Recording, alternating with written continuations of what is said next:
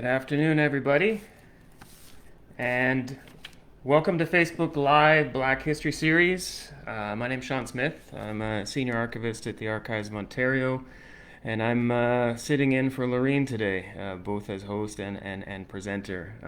We figured that this would be the easiest way to do it. You're not going to see my face, but you'll see my slides and hear my voice. And certainly, I'm excited to be here to be able to share some of the work that we're doing at the Archives of Ontario with the Alvin McCurdy Fall, and to give back to the community. I'm just gonna a couple of housekeeping notes. Hopefully there'll be some questions, and if there are any questions, feel free to drop them in the comment box below the screen. And after the presentation, I will refer to some resources during the course of the presentation, and Lorene's going to put some links into the comment box as well. So please feel free to take advantage of those, and hopefully it'll give you an opportunity to explore the collection a little bit more. As I said, my name is Sean Smith. I am a senior archivist at the Archives of Ontario. In particular, I work in the Collections Development and Management Unit. So what that means is I have the opportunity to work with the collection, period. And probably more importantly, a lot of the work that I do is around developing the collection and making it accessible. It's kind of a privilege to have this kind of work. It's something that I love, and it's something that I've been doing for well over 20 years now. Prior to working at the Archives of Ontario, I was at the Clara Thomas Archives at York University, and just before that, when I was sort of beginning my career, I worked at Library and Archives Canada in Ottawa for 2 years. So the Archives of Ontario, as the name implies, is the provincial archives. We collect, preserve, promote, and make available records that relate to the history of the province.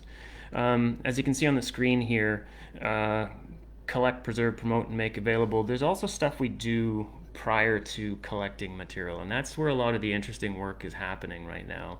And that kind of work involves sort of engaging the public in reaching out to communities that may or may not be represented in our holdings, and sort of opening up our space to really make sure that when we talk about the province's history, that it includes everyone. And so I'll touch on a bit of that today.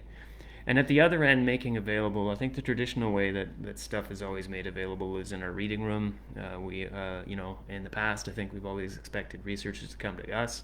But I think over the course of the last 5 years or so, I think there's become a more acute knowledge that archives are only relevant as far as people are able to access them and use them. So stuff like today, speaking to you, is a great opportunity for us to sort of get the records out of the vaults, to get knowledge of the records out of the archives and get them into the hands of people who may or may not already know about them, but certainly are communities that we hope will make great use of them going forward. We acquire records both from the Government of Ontario as well as the private sector. We're covered by legislation, so it's kind of one of the core things that we are responsible for is managing the government's records. Any record created by someone working in the capacity of the Government of Ontario can't be disposed of without a record schedule saying that it can be destroyed. So we appraise record series, and government records are coming to us all the time. The private records is maybe where some of the more interesting stuff comes from, and that's certainly where the McCurdy Fall comes from. We have more discretion in terms of what we bring in and what we deem to be provincially significant or what fits in with our holdings. In the past, I think most of those donations have come to us through offers, but increasingly I think we're becoming more active participants in ensuring that we're doing our job to represent all of Ontario in the private collections that we bring in. Our collections by the numbers are vast. If you take a look at this list, it's probably grown since this slide was pulled together. But our collection is Pretty large. It is we are the second largest archives in Canada, and we are the largest provincial archives. If you scroll down to the bottom, you'll see that we have terabytes of digital records. Certainly, our future is going to be greatly influenced by the prevalence of digital records. It's going to change, I think, the nature of our work considerably and how we go about sort of making stuff accessible and available. We've got a lot of stuff, as I said, but we don't have everything, and certainly there's been a great omissions in terms of what we brought into our holdings. So this is where we've started to really change our focus away from what we have to thinking more concretely in terms of what we don't, why we don't have it, how we can be sort of engaging with more communities to sort of open up knowledge of our collections and our storytelling and our ability to sort of recount those stories that make up Ontario's history. So things like how can we promote diversity and inclusion, and what is our role to play with that? How well are we doing in telling the stories of all of the people of Ontario? How can we adjust our practices to reflect emerging expectations of citizens? Reframing government records as community records. And then how can we collaborate and work with other repositories in answering all these questions? So to do that, I think we've started to really shift our paradigm amongst and through a number of activities. And all of these things, I think, have contributed to a different approach to doing our work. So working with Indigenous communities and supporting the Truth and Reconciliation Commission's calls to action. In brief, what that means is that we have a responsibility. We recognize that we have a responsibility to surface any records related to residential schools and to make those accessible to the National Commission for Truth and Reconciliation. National Center for Truth and Reconciliation, my apologies. How can we engage with ethnic and cultural groups across Ontario to impress upon them that the Archives of Ontario is for everybody, and that there's a place for every person and to see themselves in that provincial repository. But not only thinking in terms of looking at records that are at the Archives of Ontario, but how can we support memory work that is being done elsewhere in the province? So it's not necessary for us it's not necessary for us to be the home of all records, but how can we be involved in making sure that communities know about their own history, and if there's anything we can do to help communities and support communities in preserving their own history, then that's something we want to do. Again, the way that people access records is through our descriptions.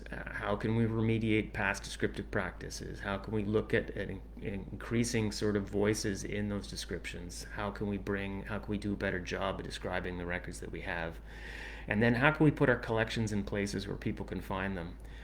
So you'll see a bit of this a bit later, but our decision to sort of move collections into the GLAM wiki space, which is essentially a Wikipedia platform that is visible to people around the world in a much easier fashion. How can we sort of take communities' records and put them in places where they can find them, and then certainly supporting others who have similar goals. So community engagement, just very quickly, we're starting at home, identifying what's in our collection that we can share. How can we rethink government records as community records? Oftentimes, government records are restricted under old sort of policies and regimes. How can we loosen up access to collections so that we're not inhibiting communities' access to materials about themselves? How can we leverage digitization to make records available? And how can we work with students and providing them with meaningful practicum placements that will help them to understand both what we do, but also what we're trying to do with the community engagement work we're involved in. And then just to continue, not one size fits all, and we don't have all the answers. Certainly in sort of looking at developing relationships with a number of communities, probably the most precious commodity that we can spend is time. So that we understand that this is not a one-shot deal, but we want to work with communities over time, and we want to build relationships that are going to last.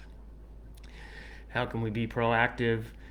How can we develop relationships, as I said, that will prioritize engagement over custodianship? And how can we play with the concept of provincial significance that will be more inclusive and open to more people? Over the course of the pandemic, a lot of this work has come to the surface, and certainly working to promote Black histories has been a pretty fundamental part of it and a very satisfying part of it.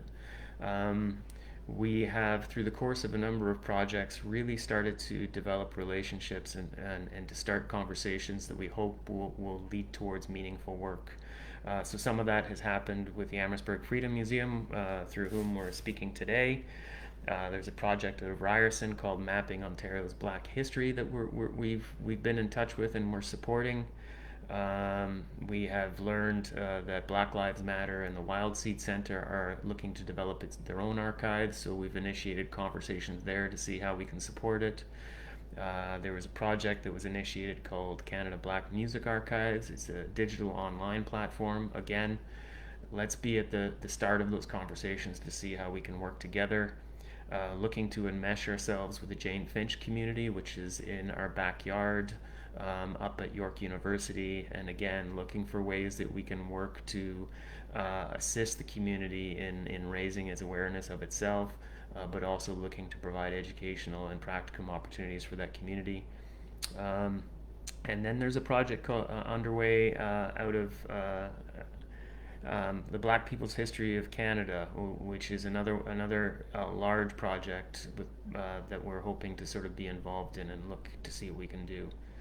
In addition, we are able to provide space for learning about Black histories through our educational programming and some of our outreach activities, and we're also certainly able to preserve Black voices and Black history material if that's something that makes sense. In terms of Black history materials at the Archives of Ontario, concretely, the first significant collection that we brought in was in 1986, not in physical form, but we borrowed material out of Chatham, Kent from the Robbins family and digitized the Marianne Shad Carey collection. And so that's been available on microfilm for some time now. But the first real solid collection of Black history material that we brought in was in 1990, and that's the Alvin D. McCurdy Fall, which was followed shortly thereafter by the Daniel G. Hill Fall. Now, these aren't the only collections we have. Certainly, there is a fair bit of other material that's in our holdings.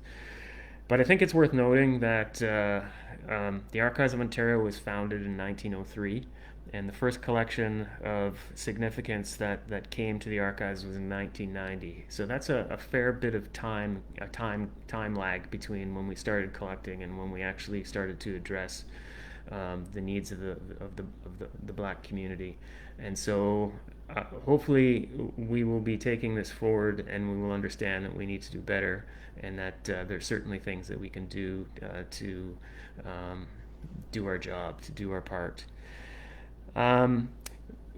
We need to thank Mr. McCurdy. I mean, the reason why the collection is so phenomenal, and we'll talk about that in a few minutes, is because he did the work. As early as 1950, his collection was well known sort of across North America for its value and for all the effort that he put into collecting the material and bringing it together.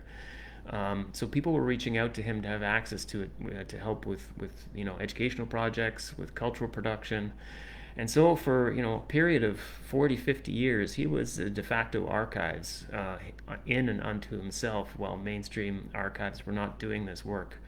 So without all the time and energy that he put into it, we wouldn't have this wonderful resource that's accessible today at the Archives of Ontario, and which we really hope to promote and to do a better job of bringing back to Amherstburg and to elsewhere, so that it is accessible and it is widely used again.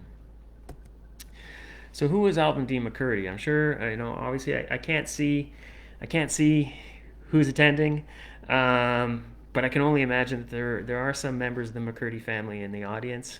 And there are people who probably know Mr. McCurdy, and so in answering this question, you probably have a much better perspective on who he was than I do. But what I can tell you is he was born in 1916 in Amherstburg. He is a carpenter by trade, but he was interested in Black history from a very early age, and I think he sort of delved into it through sort of the lens of examining his own family's history, and by getting to know sort of the history of his family, he broadened his knowledge of the impact of various people of African descent on Amherstburg, Windsor, Sandwich, and the area, and really took to sort of exploring what that meant, and started to collect material that helped document that history. The fall itself, and I should say, I do apologize. Fall is an archival term which refers to all the records created and accumulated by an individual during the course of their activities. You can call it the collection, but it's just one of those funny terms that archivists use. It does make it really easy to find archival material through Google, because anytime you put someone's name in font, likely it's going to take you to an archival collection if it exists. But the material itself covers a wide range of material. I think it's almost 170 years of continuous history, 1808 to 1986. It's about 11 meters of textual records, so if you stack paper on top of each other, it would be, high as your first floor, or actually a lot longer than that, but it's a good chunk of material. And over 3,000 photographs, which are pretty incredible, and which you'll have access to some from home just by going onto our Glam Wiki page or taking a look at some of the resources that we have online. It's a breadth of material. It covers a full spectrum of people that inhabited his world. So teachers and students, ministers and congregations, doctors, nurses, homemakers, shopkeepers, soldiers, farms, masons, any sort of community group, any sort of activist group. There's a very good chance that there's a record of that in there. And this is this is a collection of documents that are as much about Amherstburg as they are about the world around him. So if you're from Amherstburg and you're missing your history, and you want to learn a bit about what was going on in Amherstburg over the course of the bulk of the 20th century and earlier, there's a pretty good chance that if you spent a couple of days with McCurdy phone, you'd have a much better understanding when you walked away. So what can you find in the McCurdy phone? So as I said, there's a ton of material in there, but he was tirelessly brought together sort of information about the community. So there are well over 200 biographical files on prominent African Americans who lived in Canada and the United States. I think his intention was always to publish a book based upon a lot of this research that sort of provided biographical material about eminent African Americans. I don't think it was ever published, but certainly the material is there if anybody ever wants to pick up on the project. There's genealogical notes and significant details about his family and about other families that emigrated from the United States to settle in southern Ontario. He transcribed militia lists, census lists, and directories dealing with the composition of 19th century Amherstburg. He's got the names of black professionals as well as membership lists to various churches and organizations. He has, in essence, he has the archives of a number of local churches. Similarly, he also has school records and other material that are, in essence, the archives of those particular institutions as well. And then he's got material related to other community organizations, such as the Frederick Douglass Self-Improvement Club. And I should say as well, his records are his own, but he also has his dad's records. He's also got records of a number of other eminent individuals from Amherstburg. So he was a pretty complete collector, and as I said, he was an archives in and unto himself. So the importance of the McCurdy phone, and again, probably don't need me to tell you this, but I think it's important to recognize that there's so much more going on with these records than just documentation about Amherstburg and the surrounding area. The opportunity to sort of look at Black history in one localized area really kind of I think broadens perspective on Black history, race relations, on activism, on empowerment of one community, but really we're looking at it from really a cross-Canada perspective and a North American perspective. To say that this is the preeminent collection for understanding Black history in Canada, it would be, I think, understatement. It certainly is. And this is provides a singular portal for sort of understanding the experiences of a marginalized community over time. As I said, it's comprehensive. It's well over 150 years of continuous history. And the material has been used and was used widely while it was in Mr. McCurdy's collection, and it still continues to be used today. It is by far probably one of the most well-used collections in any educational programming that we do at the Archives of Ontario, as well as any educational programming that's done across the province. And there's still more to be found and to be derived from the collection. It will just take someone to come in and explore it a little bit more. I put in a quote from Kendra Campbell. She did an exhibit a couple of years ago, but I think this is a really fundamental sort of quote for understanding the collection as well. I think the very fact of the existence of this collection refutes a lot of biases and prejudices against Blackness and ideas about Blackness. Her sort of thesis in her exhibit that she did in using portrait photography, many cases of unidentified individuals in the collection, really sort of was of the fact that, especially when people think about people of African descent from the 19th century, they were probably those thoughts and ideas are embedded with racial prejudice. But the very fact of these portraits that show dignified individuals sort of taking the time to sort of present themselves before the camera refutes all of those stereotypes. And it's the very fact of these images and being able to bring them forward into public discussion and into the eyes of students and into textbooks, I think really provides another perspective that hopefully will shake up some of those biases. What we have done with the McCurdy phone since we acquired it in 1990 is limited. The material is accessed primarily through an online catalog through our descriptive database. That is the primary entry point for people looking for material in the collection. But we did create this exhibit, Images of Black History Exploring the Alvin D. McCurdy Fall, some time ago. And that was a way for us to sort of take pieces of the collection and to sort of start talking about the value of the collection and to embed it with images.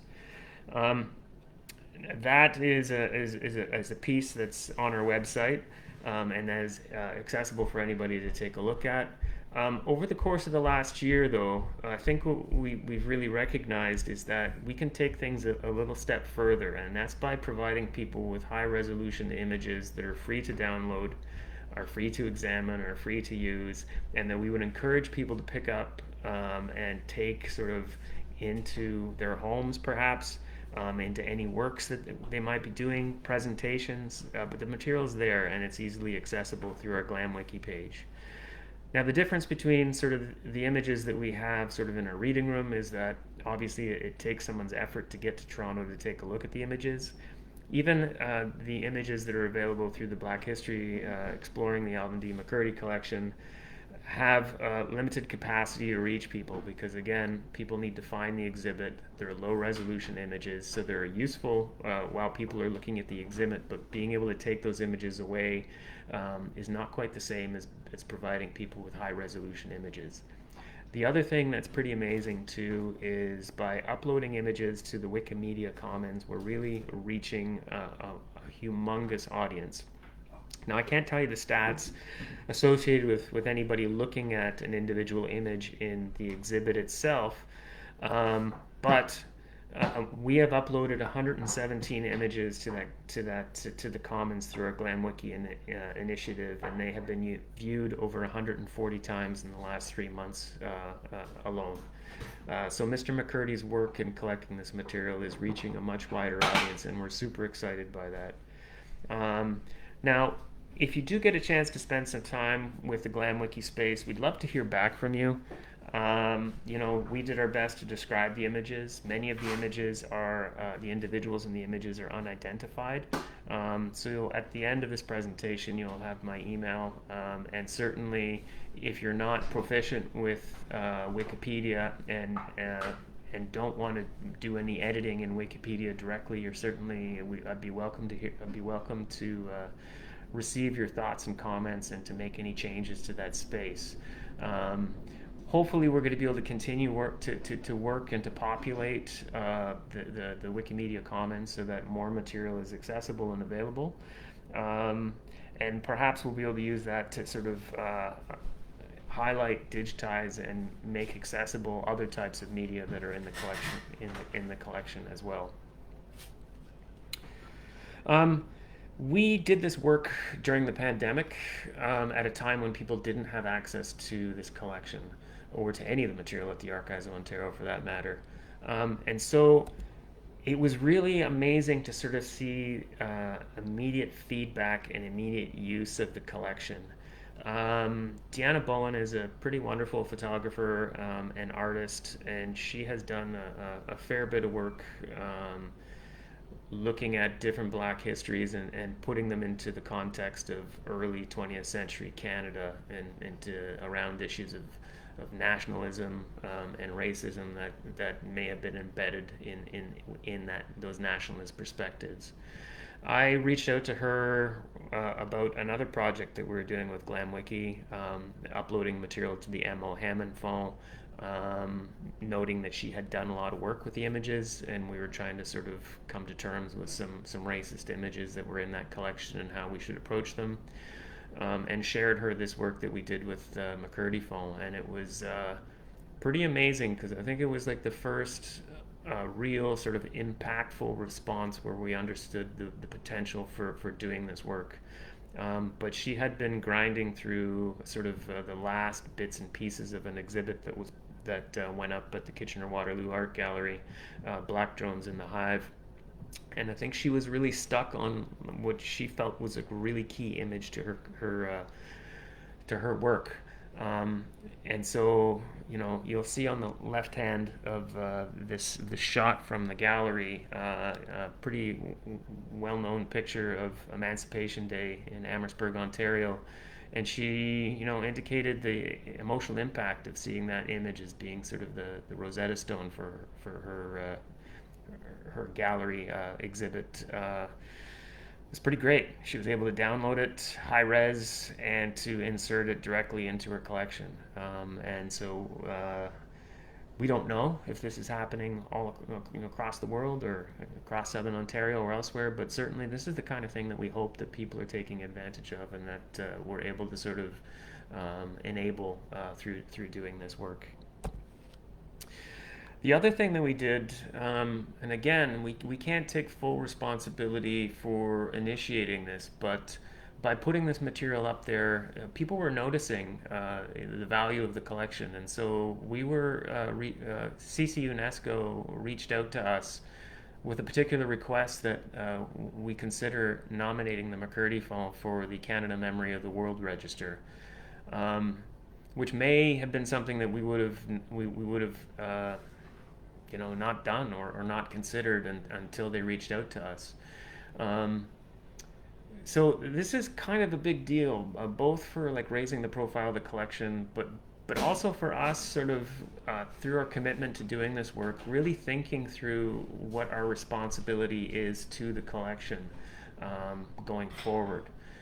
So the process of nominating it to the register, it was a fair chunk of work. It started with sort of sending a letter of intention that went to the board to consider, and then they invited us to do the full nomination package, which is a fairly intensive piece of writing to sort of think about all the cultural implications of cultural value of the material, to think about all the uses of the material, how it has been used, what are we're committed to doing with it.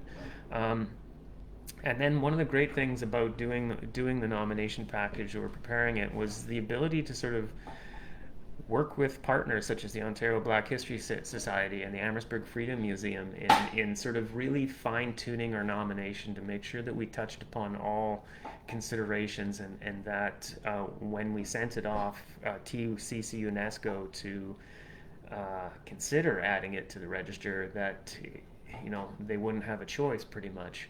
Um, and what it does is it really recognizes all the work and the time that Mr. McCurdy put into developing this collection and preserving a community's history. And the fact that it serves as a microcosm for exploring Black history across Canada. I will say completely selfishly, but the week that the nomination went live and the announcement was made, part of our work was doing a comprehensive communications plan and really sort of thinking about all the individuals who deserved to know about this and who we wanted to know about it and who we would anticipate knowing about it. And certainly even individuals that we hoped would take this knowledge and work with the material going forward. But that week, as I said, completely selfishly, it's got to be one of the best weeks of my work life as an archivist, just because of the reactions that were coming in from the emails that we were sending out, and I think made us pretty aware of the value of this collection and the emotional impact it has to many people. So going forward, we're committed to continuing to work with the collection. So we acquired it in 1990.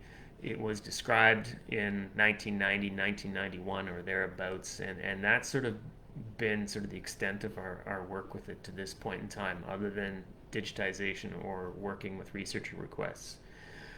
But I think our sensitivities have changed, and I think we understand that we have a much better job to do in describing that material. And so starting in January, I have a practicum student coming in to work with me to start taking a look at the McCurdy phone and the way that we provide access to it, and thinking about ways of opening up our access portals so that more people can find material in it. The fact of the matter is we do our descriptions, and the ability for any individual to find material in it is only so good as the words that we use in describing it. The ability for people to understand why the collection is so important, again, is only so good as the words we choose to do that. So with this, we're going to start doing some work looking for opportunities for additional digitization. But we'd love to hear from the community as well. We'd love to hear from you. We'd love to hear from people in Amherstburg. And we certainly... I'm happy to receive your emails to sort of to hear your suggestions. If you've used the collection, we'd like to hear, whether it was easy to find what you're looking for. If you've used the collection, we'd love to hear what your recommendations are. So what do we need to do to make the collection more accessible? What can we do to share the collection with the community? What would you like to see digitized from the collection? I know that Lorena sent me a list of materials that she would like to see, but are there other parts of the collection that you'd like to see and have access to? Who do we ask? Are there individuals in the community that should be the spokespeople for this type of questioning, and if so, can we reach out to them? And how do we leverage the collection to support research and education related to Black histories? This is a pretty unique time, and it's a pretty exciting time. As I mentioned, there's two significant projects going on. One out of Ryerson and one out of, I believe it's Dalhousie, looking at Black history in Canada and Black history in Ontario and bringing those materials together. In addition to that, there are Black studies programs opening up at Guelph and at Queen's. There's also a person, they're also hiring a person to deal with archival issues related specifically to Black history out of the Information and Studies program at U of T. Um, as I'm sure you're well aware, there's the amazing curriculum work that has already been done in Windsor, and that's been renewed. So, are there additional opportunities for us to sort of really bring this material forward so that it can be used to support all of that work that's going on? And as I said, if you've used the material, we'd love to hear what some of the main inhibitors were to access. And then finally, can we work with the community to get more information on the individuals in the photographs? As you'll notice, if you take a look at the images that are in the Wikimedia Commons, or if you've used the collection before, one of the phenomenal parts of it are the large number of unidentified portraits of individuals from the 19th century. Um, I think these portraits, some of them I can just stare at for long periods of time, just because of the detail in the faces and the stories that they tell and the stories that they don't tell. But a lot of them aren't clearly identified as coming from a particular place or having been taken in a particular place, and the individuals themselves aren't named. That might be something that's lost to history, but if there's an opportunity, or if there's anybody who's able to sort of pull together from their own family's history who those individuals are, we'd certainly love to hear from it. Or if you have ideas of how we could go about piecing it together, then that would be awesome. So I'm going to shift from talking about Mr. McCurdy's collection to just quickly sort of sharing with you some other work that we're doing at the Archives of Ontario. Now, I think a lot of this work is connected to work that we have been doing with the McCurdy Fall, and is certainly, hopefully, being done in the spirit of Mr. McCurdy. Right away, through the work that we did with the GlamWiki space again, in reaching out to different people, we sent this information out to Professor Kristen Mariah at Queen's University with the hope that it would support Black studies there. And she came back with the suggestion that she would also like to work with us on the Marianne Shad Carey records, which, as I mentioned earlier, we have copies on microfilm. What this led to was us reaching out to the Robbins family in Chatham to sort of see, is this the right time for the originals to come to the Archives of Ontario? And furthermore, through discussing sort of the proper home for these records with a number of people, identifying that yes, the time is right, and yes, the Archives of Ontario is a place that they should come based upon sort of the known history that's there already. But it's also brought us into contact with a project out of the Center for Black Digital Research at Penn State University, sort of really looking at what we can do to celebrate the 200th anniversary of Marianne Shad Carey's birth, which will be coming up later in 2022 and be celebrated in 2023. So these are conversations we would never have been involved in, or likely would never have been come into if we hadn't have started sort of exploring our responsibility with Black history material. And it's been a privilege to sort of be involved in it. And, through this work, again, sort of identifying what our responsibilities are. Are the old ways of us having done stuff at the Archives of Ontario good enough if we want to be trustworthy partners in sort of exploring community records, and sort of, do we want to be entrusted? We need to go further in doing what we're doing. So I'm happy to say, with Marianne Shad Carey material, we're anticipating it being delivered to the archives in January, and we're committed to digitizing the entire collection of materials and sharing that with the people at Penn State University, and to working with different people, different groups, in sort of looking at ways of commemorating and celebrating the 200th anniversary of her birth. We're also working with the Ontario Black History Society. We have had a good relationship with the OBHS over time. I had the privilege of being the guest speaker at their AGM about a month ago. It was pretty amazing to be able to share some of this work with them. But in turn, we are going to be starting next week a project with them to start looking at some of our exhibits and sort of bringing them into the present. So the exhibit that we're starting with is the enslaved Africans in Upper Canada. If you look at the bottom row of photographs, I think almost all of those are from the McCurdy Fall. But really, what we want to do is to, as I said, bring that collection, bring that exhibit into the present. That is a standard kind of narrative sort of exhibit, but I think there's a lot more that we can do, and certainly one of the things that we're going to be exploring is bringing multiple voices into the exhibit. So when we talk about slavery, what does it mean to students in Ontario? What does it mean to various individuals in Ontario? Can we get those perspectives into the exhibit? Can we start to unpack what slavery means in the present day context? So these are the type of things I think we're going to be looking at and reinvigorating the exhibit.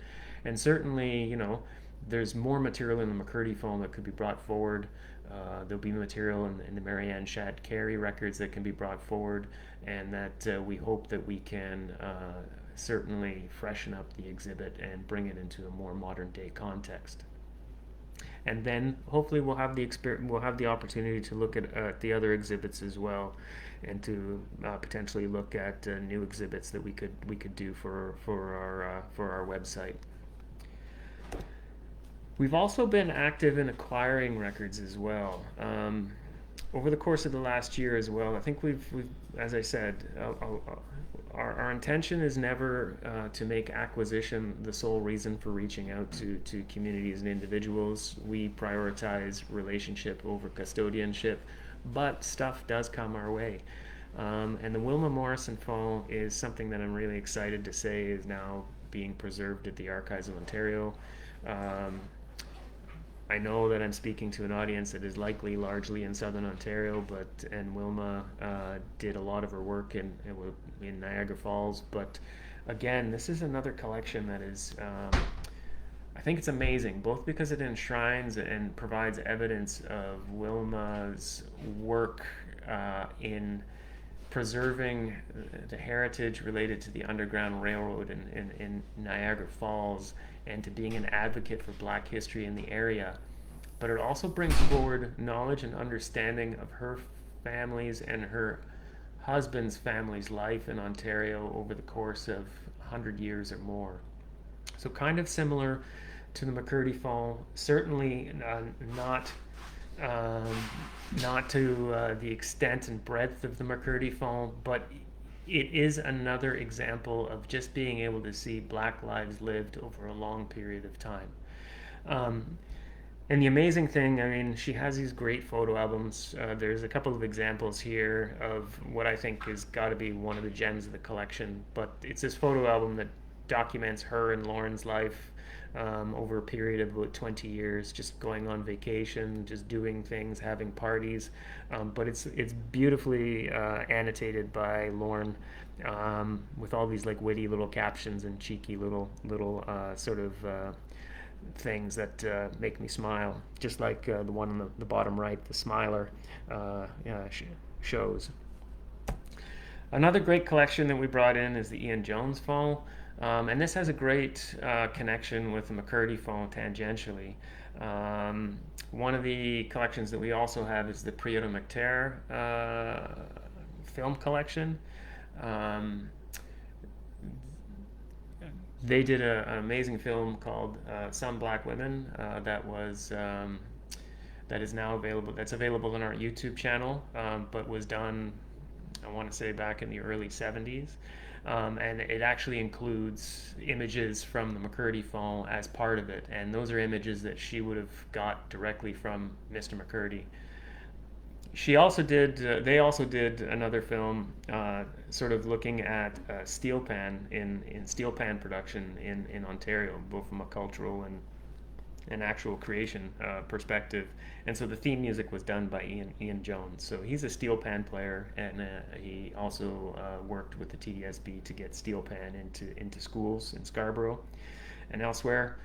And so way back when we started really thinking about community engagement, we reached out to a number of people who were involved in the Caribbean cultural community, and this has led to a conversation that's been going on for many years, but and was delayed certainly by the pandemic. But I was able to pick up Ian's records back in October, and I think certainly it's a pretty exciting collection, and one that we hope to build on through reaching out to the Ontario Steel Pan Association and to other organizations and individuals to sort of provide sort of the documentary evidence and a source for people understanding the real cultural connection between music, in this case the steel pan, and community.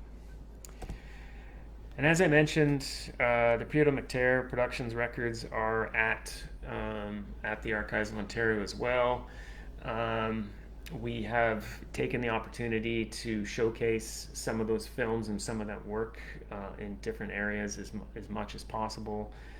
So I've been in touch with Claire Pietro Fuller on a number of occasions, and certainly we reached out to her when the McCurdy film was inscribed on the Canada Memory of the World Register. And I think this comment says it all. I've been over the years suggesting to Black organizations and individuals that unless we lay the record of our time in Canada and all the things that we have worked towards, it will be just like when I was looking for information about Black people in Ontario and Canada. Unless you were alive to tell the stories, it was incredibly difficult to find the material. I'm so glad that you are doing this work. Now, this, of course, is in relation to work that we are currently doing and work that we hope to continue doing in the future, but it's also a testament to work that was done in the past by Mr. McCurdy. Without his tireless energy and devotion to documenting the Black community in Southern Ontario and to bringing together the pieces of a community's memory in one place, and to working with it and ferociously guarding it to ensure that it stayed and was available for future generations, this collection wouldn't be at the Archives of Ontario right now. And so, as I've said, we hope to continue working with it. We're committed to continuing to work with it. We're hoping that the community, if you didn't know about it before, you know about it now, and that we have opportunities to work together in making sure that it is shared as best as we can, and that the stories that are in it are unpacked and are made available for present and future generations as well. So again, I just wanted to say thank you. This has been a wonderful opportunity for me to share with you. We still have a few more minutes, and if I can figure out how to find the comment box, I will be more than happy to answer any questions that you might have. So, Lorraine, I might need you to read the questions to me if any pop up, and then I'll be able to address them accordingly. Sorry, just 1 second. Just get a better picture up there so you have my contact information.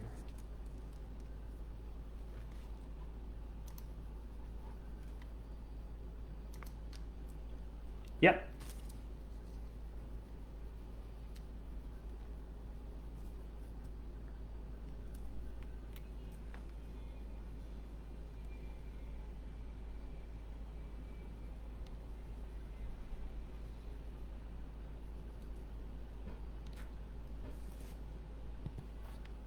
Has it none of them showed up at all? Oh my gosh, okay.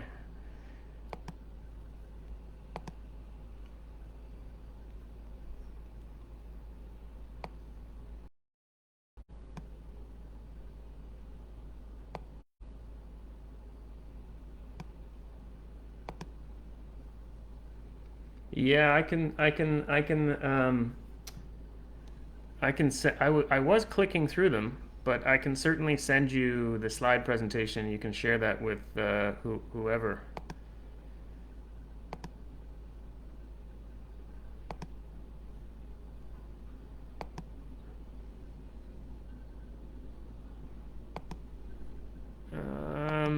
I'm still so this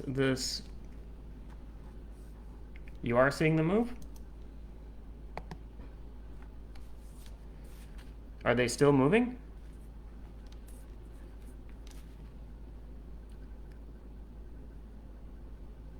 Oh, that's the last one.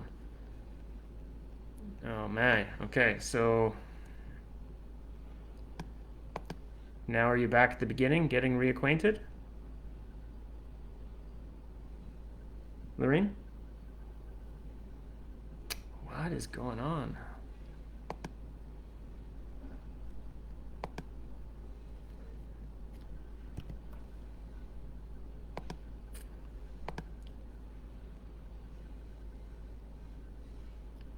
It says it, I guess I'm getting some connection issues.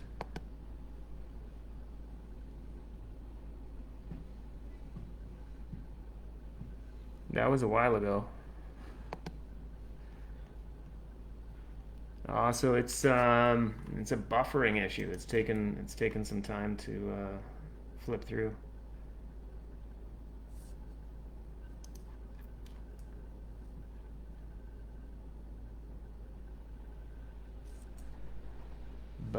Okay. Do you want it? Should we just move forward with any questions?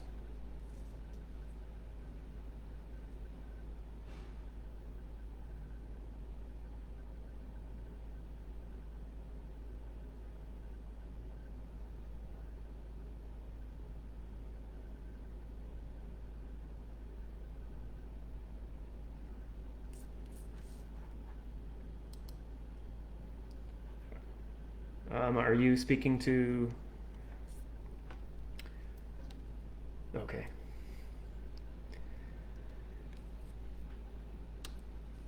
Sure.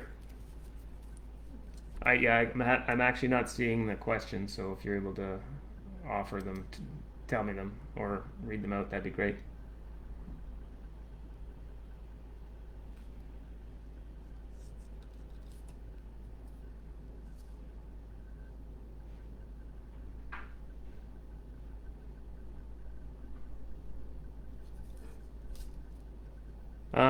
Does the archives have a linked data initiative?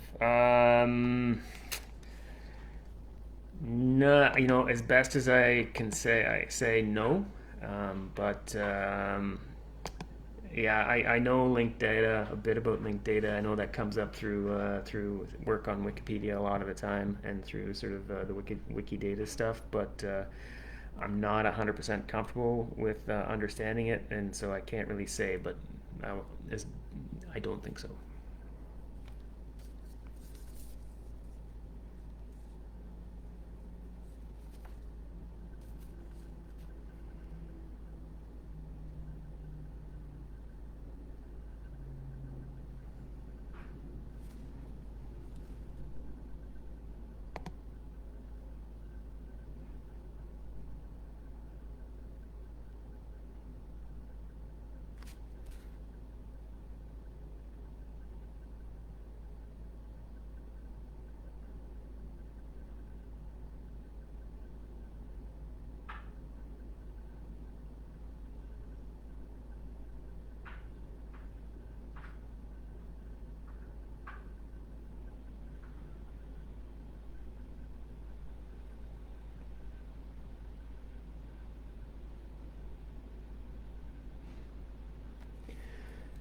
Yeah, sure. So visiting the archives usually requires that somebody comes to Toronto, to North York, to the archives itself to look at the material in the reading room. The one advantage to that, of course, is that you do get to look at the original material, and by getting sort of access to an entire box or several boxes of material, you'll also get to look at stuff that maybe you didn't intend to look at. Of course, the drawback is that you need to travel to Toronto to do that. In order to prepare for your trip to the archives, you will need to take, and if your intention, of course, is to look at the Alvin McCurdy file, you'll need to take a look at our online finding aid. Now, what that is more or less a catalog of the collection, and is the primary way of obtaining intellectual access to the collection. When you've worked through the finding aid, you've looked at the various record series that are part of the entire collection itself. You'll eventually get down to a point where you'll be able to see individual boxes that you need to order to look at a record or a group of records. In that case, then you'll need to order those records before you come to the archives and ensure that they are on site before you arrive. The added wrinkle to all this is that we're just coming out of this period where the archives has been closed due to reasons of COVID for 18 months, and we've just reopened as of November 1st. We're now sort of taking reservations, so you'll need to make an appointment before you come to the archives. So in addition to making an appointment, you'll also need to take a look at the finding aid and make sure that the material you want to see is accessible when you arrive.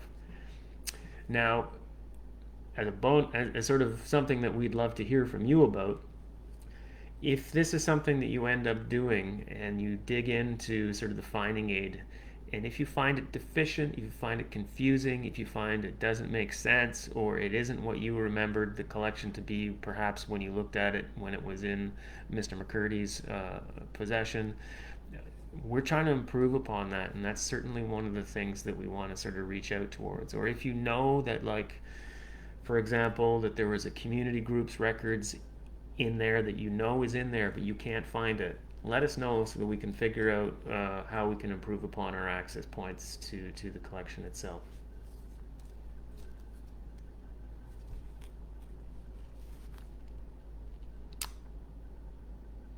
Does that answer your question, Lorraine? Oh.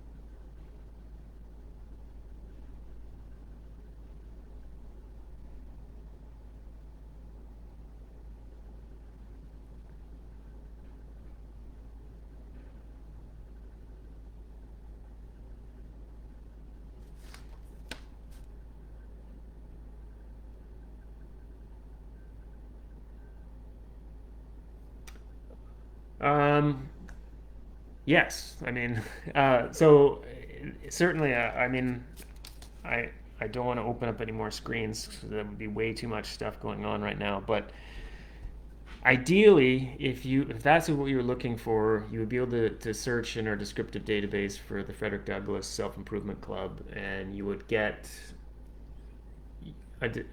down to a level at which you would be able to order the records. Um, if there's not enough information or detail I mean, if it's just like this is the kind of thing I think we're really sort of trying to figure out. So when we do our descriptions, we describe stuff from the phone level, which is like, this is the entire collection, to the series level, this is what each series is about, and in some cases, the sub-series level. Hopefully, the information you need to access the records will be captured at the appropriate level. And then if all you're getting is, for example, a sub-series that says community groups, records about community groups, including minutes, this, that, the other, and there might be only one file that says Frederick Douglass Self-Improvement Group. Is between the file level description and the series level description, are you getting enough information to make it worth your while to come to Toronto? Or is that some area where we need to be more specific, or where we could be working to do a better job of describing the records so that you don't drive 4.5 hours and then not see what you want to see? The other way for us to start thinking about it is there a way that we can make those records accessible online?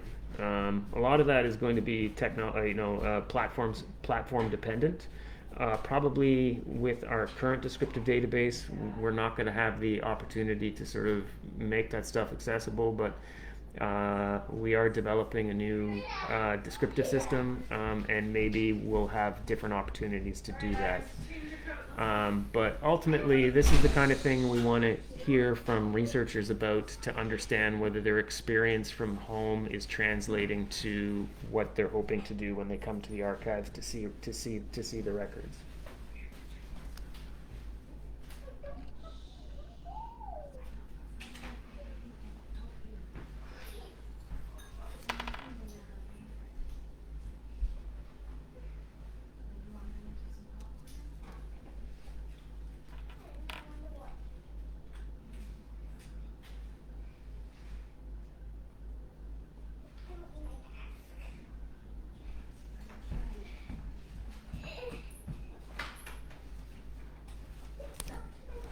Thank you very much. As I said, this has been a great honor and pleasure and privilege. I'm just sorry you didn't see my slides. I was doing a great job from my perspective, but I'm sorry they didn't get translated through to the Facebook Live page.